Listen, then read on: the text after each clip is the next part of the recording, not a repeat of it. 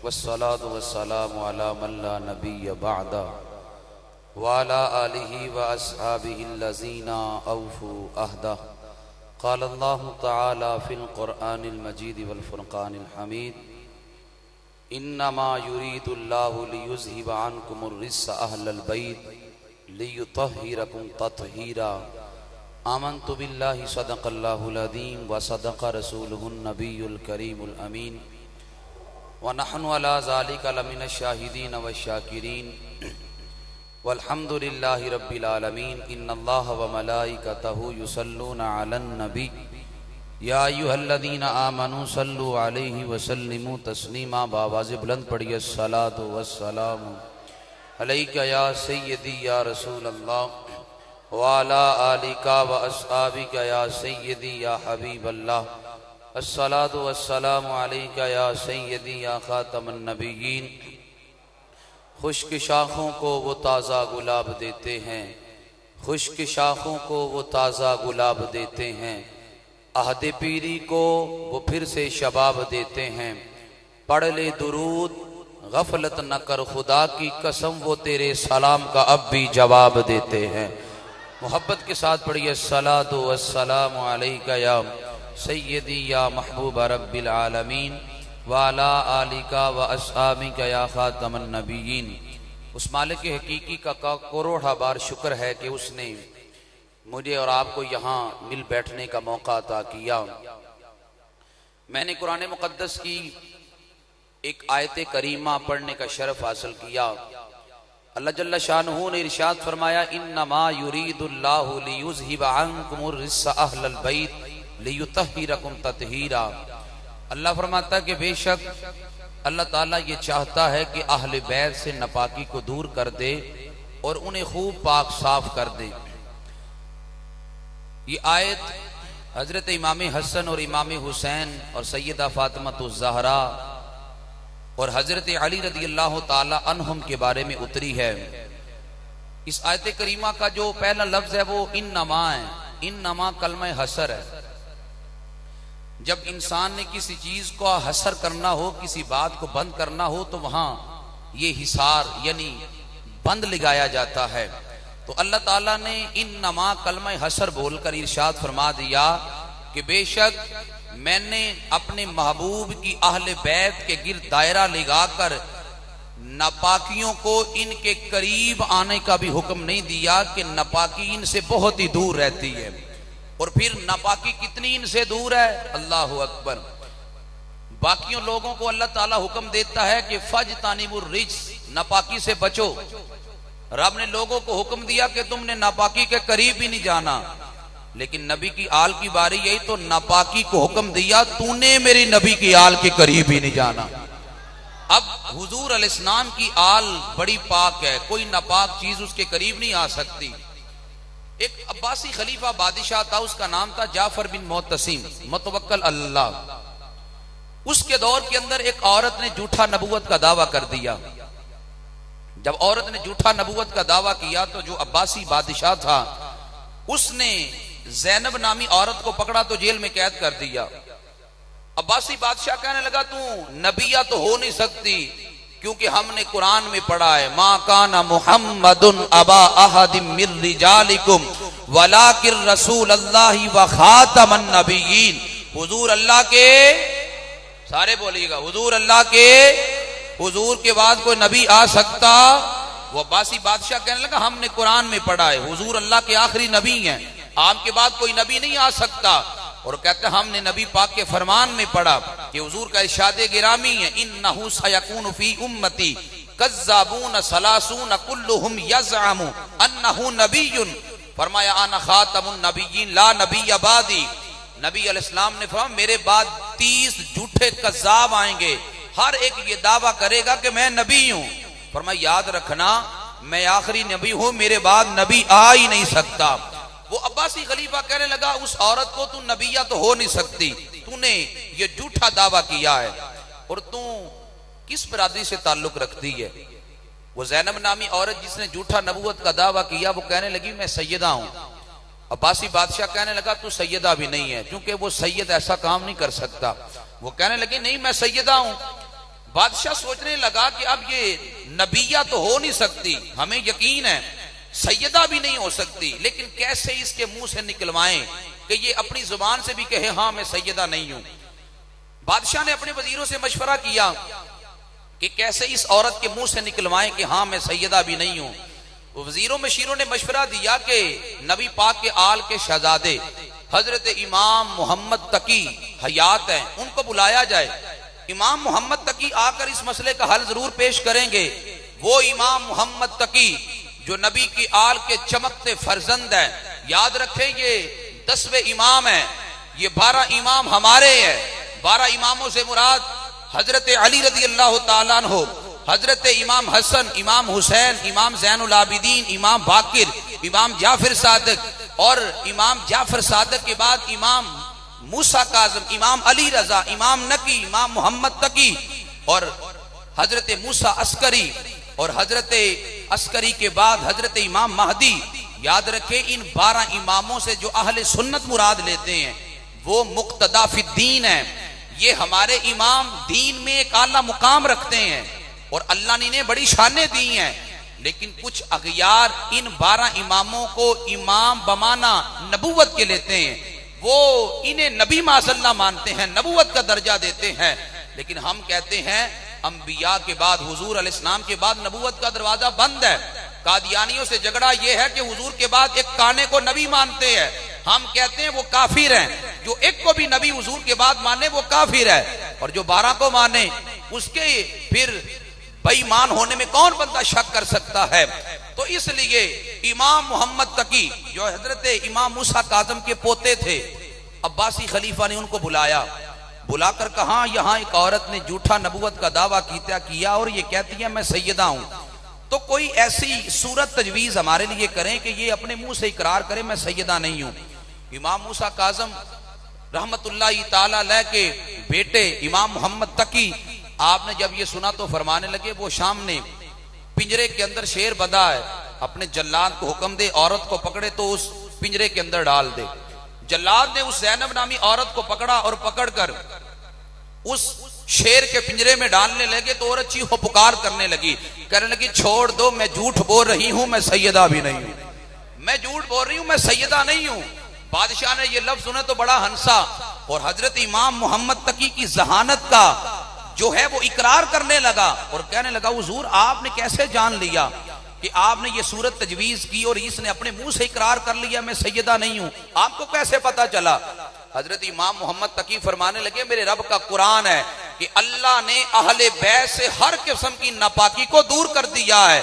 अगर ये सैयदा होती, अगर इसे शेर के पिंजरे में डाला भी जाता तो शेर इसके करीब ही ना आ सकता, क्योंकि नबी पाक की आल से अल्लाह ने हर किस्म की नापाकी को दूर कर दिया है।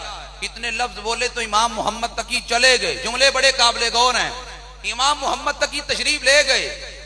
बाज वो जो वजीर होते हैं ना बड़े शरारती भी होते हैं। एक वजीर अब्बासी खलीफा को कहने लगा बादशाह इमाम मोहम्मद तकी को बुलाकर शेर के पिंजरे में डाल, हाँ क्या बनता है।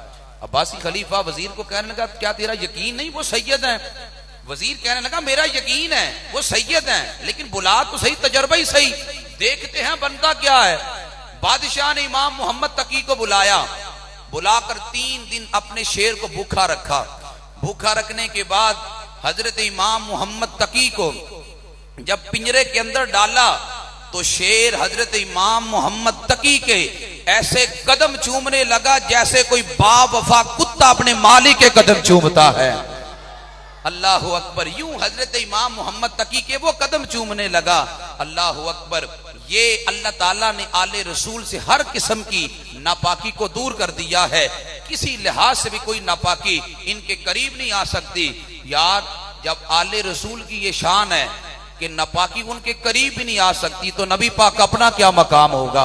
हुजूर अलैहिस्सलाम तो सर से लेकर सिर्फ जिस्म मुबारक पाक ही नहीं, मेरे नबी पाक का तो खून मुबारक भी पाक है। नबी पाक सल्लल्लाहु अलैहि वसल्लम का तो सिर्फ खून मुबारक ही नहीं, हुजूर का तो पेशाब मुबारक भी पाक है। नबी पाक के सहाबी हजरत सिनान रदियल्लाहु ताला अन्हु ने नबी पाक का खून मुबारक गज़वा उहद में पी लिया। हुजूर अलैहिस्सलाम ने जब देखा कि इसने मेरा खून मुबारक पी लिया, नबी अलैहिस्सलाम फरमाने लगे जिसने जन्नती को देखना है वो इसे देख ले। अब हुजूर अलैहिस्सलाम का तो खून मुबारक भी पाक था। और फिर एक सफर के मौका पर हजरत उम्मे ऐमन ने नबी पाक सल्लल्लाहु अलैहि वसल्लम का पेशाब मुबारक पी लिया। जब सुबह को हुजूर को पता चला तो हुजूर फरमाने लगे तूने पी लिया? अर्ज की आका पी लिया। नबी पाक फरमाने लगे जा तेरी नस्लों से भी खुशबू आती रहेगी। और फिर ये तजर्बा हुआ है। हमारे बड़े हजरत साहब के साहबजादे फरमाते मैं उमरा करने के लिए गया, फरमाते वहां पे किसी बंदे ने मेरी दावत की, फरमाते मैं उसके घर में चला गया। फरमाते हैं वो जो मेरे साथ नौजवान बैठा था ना, जो हमारा मेजबान था, फरमाते मैं उसके साथ बैठा था तो उससे बड़ी खुशबू आ रही थी। हमारे बड़े हजरत साहब मैंने खुद उनके कानों अपने कानों से सुना उनसे ये बात। वो फरमाने लगे उस जवान से बड़ी खुशबू आ रही है। खाने के दौरान मैंने उसके करीब होकर पूछा यार तूने कौन सा इत्र लगाया है? मुझे इत्र का बड़ा शौक है, बता तो सही, मैं भी पाकिस्तान से खरीद लूंगा, कौन सा तूने इत्र लगाया है? हमारे बड़े हजरत साहब फरमाते हैं जब मैंने उससे ये बात पूछी तो अपने वालिद की जानब देख के ना मुस्कुरा पड़ा। उसके वालिद साहब फरमाने लगे हमने अतर नहीं लगाई, हम उम्मे ऐमन की नस्ल से है। हम वो उम्मे ऐमन की नस्ल से हैं कि जिसने नबी पाक का पेशाब मुबारक पिया था, अल्लाह ने नस्लों में भी खुशबू को जारी कर दिया। ये आले रसूल सल्लल्लाहु अलैहि वसल्लम को अल्लाह ने इस कदर, और याद रखें तवील गुफ्तगू में इख्तिसार कर रहा हूं, नबी पाक सल्लल्लाहु अलैहि वसल्लम के असहाब हो या नबी अलैहिस्सलाम की आल हो, हम इन दोनों का अदब व एहतराम करते हैं। चूंकि हम इन दोनों से प्यार ज़ाते रसूल अलैहिस्सलाम की वजह से करते हैं। हमारी मोहब्बतों का मरकज हुजूर की जात है। हम हुजूर की वजह से नबी पाक की आल से भी प्यार करते हैं, हुजूर की वजह से नबी पाक के सहाबा से भी प्यार करते हैं। हमारा ये अकीदा है कि जिन्हों पंज तन नाल प्यार नहीं ओदे कलमे दा एतबार नहीं, जेड़ा चो यारां दा यार नहीं ओ जन्नत दा हकदार नहीं। तू लख नमाज़ां पढ़ बावे, लख लंबे सजदे कर बावे, जे आले नबी दा दुश्मन है तेरा बेड़ा होना पार नहीं। ये हमारा अकीदा है। लेकिन कुछ तो वो लोग हैं हमारे मुआशरे के अंदर कि जो लंबियां दाढ़ियां रख कर नबी पाक के सहाबा की मोहब्बत की आड़ में हुजूर की अहले बैत से बुग़्ज़ रखते हैं। जब उनके सामने मौला अली का नाम लिया जाए तो चेहरे का रंग ही बदल जाता है। और कुछ बिल्कुल दाढ़ियां मंडवा के नबी पाक की आल की मोहब्बत की आड़ में हुजूर के सहाबा का बुग़्ज़ दिल में पालते हैं। और याद रखें नबी पाक की आल का दिल में बुग़्ज़ रखेंगे ना तो किसी दाना ने ठीक कहा था कि जो अहले बैत का दुश्मन शदीद होता है किसी भी दौर में हो पक्का यजीद होता है। जिस दिल में आले नबी की मोहब्बत नहीं होती वो मर के सीधा जहन्नम रसीद होता है। कि जिसने नबी पाक की आल की दिल में मोहब्बत ना रखी, नबी पाक के जुमले सुनना खुदा की कसम रूह तड़प जाती है। हुजूर का इरशादे गिरामी है, इमाम मुस्तदरक ने, इमाम हाकम ने मुस्तदरक में लिखा, हुजूर फरमाते लौ अन्ना राजुलन साफाना बैन रुकनी वल मकाम, अगर कोई बंदा खाना काबा के अंदर बैठकर मकाम इब्राहिम और हजर अस्वद के दरमियान बैठकर इबादत करे। यार इतनी मुकद्दस जगह, खाना काबा से बढ़कर को मुकद्दस जगह होगी, और फिर मकाम इब्राहिम और हजर अस्वद के दरमियान बैठ के इबादत करे। कैसे इबादत करे? सल्ला, नमाजें भी पढ़े, सामा, मुसलसल रोजे भी रखे, और फिर इतनी किस्मत वाला हो कि लाकी अल्लाह इसी हालत में अल्लाह मौत भी अता फरमा दे। रब के घर के सामने बैठा हो, नमाजें भी पढ़ता हो, रोजे भी रखता हो, खाना काबा के अंदर मौत भी आ जाए। मेरे नबी पाक फरमाते हैं कि जब वो मरेगा दाखिलन नार, अल्लाह जहन्नम में उसको डालेगा। सहाबा ने अर्ज किया आका खाना काबा में मरने वाला, काबा के साए में बैठने वाला, नमाजें पढ़ने वाला, रोजे रखने वाला, आका जहन्नम में वो कैसे? नबी अलैहिस्सलाम ने वो सारे काम करता होगा, जुर्म उसका ये होगा कि मेरी आल का दिल में बुग़्ज़ रखता होगा। फरमाया इतनी मुकद्दस जगह हो के भी फरमाया वो जहन्नम में जा रहा है। और अगली हदीस सुनना, हदीस कड़वी है लेकिन सुनाना बड़ा जरूरी है। मेरे महबूबे दो आलम सल्लल्लाहु अलैहि वसल्लम ने इरशाद फरमाया कि जो बंदा मेरे आल से, हुजूर फरमाते प्यार नहीं करता, मोहब्बत नहीं करता, उनसे इश्क नहीं करता, मवद्दत नहीं करता, नबी अलैहिस्सलाम ने फरमाया तीन ऐबों में से एक ऐब उसके अंदर जरूर है। याद रख लें हदीस आज के लिए, शायद बहुत सारे लोग पहली बार सुनने वाले हो। हुजूर फरमाते हैं कि जो मेरी आल का बुग़्ज़ दिल में रखता है, फरमाया तीन ऐबों में से एक ऐब जरूर उसके अंदर है। नंबर 1 इम्मा मुनाफिकुन, या तो बंदा पक्का मुनाफिक है, इसलिए नबी की आल का बुग़्ज़ दिल में रखता है। दूसरा फरमाया इम्मा मुनाफिकन, या तो वो बंदा मुनाफिक है कि जो नबी की आल का बुग़्ज़ दिल में रखता है, औ लिसानिया, या वो हराम ज्यादा है कि वो हराम की पैदावार है कि इस वजह से वो नबी की आल का बुग़्ज़ दिल में रखता है। तीसरा फरमाया औ हमलतहु उम्मुहु बिगैरि तुहरिन, या वो बंदा हैज की पैदावार है कि उसके हैज की पैदावार है, इस वजह से वो नबी पाक की आल का बुग़्ज़ दिल में रखता है। और फिर तीसरी हदीस इस पे सुनना, महबूब अलैहिस्सलाम ने फरमाया कि जिसके दिल में मेरी आल का बुग़्ज़ हो वो कयामत के दिन इस हाल में आएगा कि उसकी पेशानी पे लिखा होगा कि ये बंदा अल्लाह की रहमत से महरूम है, ये उसकी पेशानी पे लिखा होगा। तो यार नबी पाक की आल से प्यार ये हमारे ईमान का फरीजा है, हम नबी पाक की आल से प्यार करें। और नबी पाक की आल से प्यार का ये तकाजा है हम हुजूर के सहाबा से भी प्यार करें। सुन्नी का चेहरा काला भी हो ना अगर, लेकिन चेहरे में कशिश होती है, नूर कुछ ना कुछ उसके चेहरे पे होता है, लेकिन जो नबी पाक की आल की आड़ में सहाबा का बुग़्ज़ दिल में पालता है, दूर से गुजरे ना तो लानत की फुटकार से पता चलता है इसके दिल में बुग़्ज़े सहाबा है। वो किसी दाना ने बड़ा खूबसूरत जुमला कहा था, उसने कहा था ना सहाबा का बुग़्ज़ सीने में नहीं छुपता, ये काफिर बोल पड़ते हैं, कमीने चीख पड़ते हैं, अबू बकर की मोहब्बत माओ की सदाकत की गवाही है, उमर का नाम आता है तो शजरे बोल पड़ते हैं, और तजर्बा है बरसों का, कभी तुम भी आजमा लेना, जुबानें चुप भी रह जाएं तो चेहरे बोल पड़ते हैं। और यार चेहरे भी बोलते हैं। सुन्नी नबी पाक की आल और असहाब का अदब करता है, उसके चेहरे से नजर आता है, और जो नबी पाक की आल या असहाब से बुग़्ज़ रखता है उसके भी चेहरे से नजर आता है। सुनियो तुम्हें मुबारक हो, कश्फुल गुम्मा ये अहले तशय्यो की बड़ी मोतबर किताब है, उसके अंदर ये लिखा है कि आले रसूल का सच्चा मुहिब कौन है। आखिरी हदीस बात खत्म करूंगा बड़ी तवज्जो के साथ। आले सुन्नत की किताब नहीं, किताब उनकी है, और एक किताब जिस तरह हमारे यहाँ बुखारी शरीफ का दर्जा है इस तरह उनके यहाँ कश्फुल गुम्मा का दर्जा है। उसमें ये रिवायत लिखी है कि उन्होंने हुजूर का फरमान नकल किया अपनी किताबों में।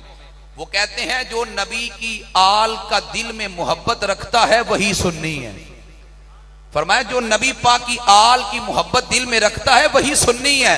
फरमाया सुन्नी के अलावा कोई नबी पाक की आल की मोहब्बत दिल में रख ही नहीं सकता। और सुनियो तुम्हें मुबारक हो कि तुम नबी पाक की आल से भी प्यार करते हो, असहाब से भी प्यार करते हो, इसलिए आज हमारी इबादतें, हमारी रियासतें, हमारे रोजे ये तब कबूल है जब हमारे दिलों में नबी की आल का प्यार होगा, नबी की आल की मोहब्बत होगी।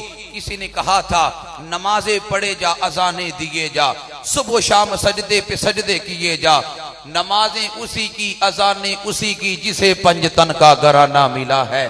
जिसे नबी की आल से प्यार है, नमाजें और रोजे इबादतें भी उसी की कबूल हैं। दुआ करता हूँ अल्लाह हमें हुजूर की आल और असहाब से दिलो जान से प्यार की तौफीक अता फरमाए। वमा अलैहि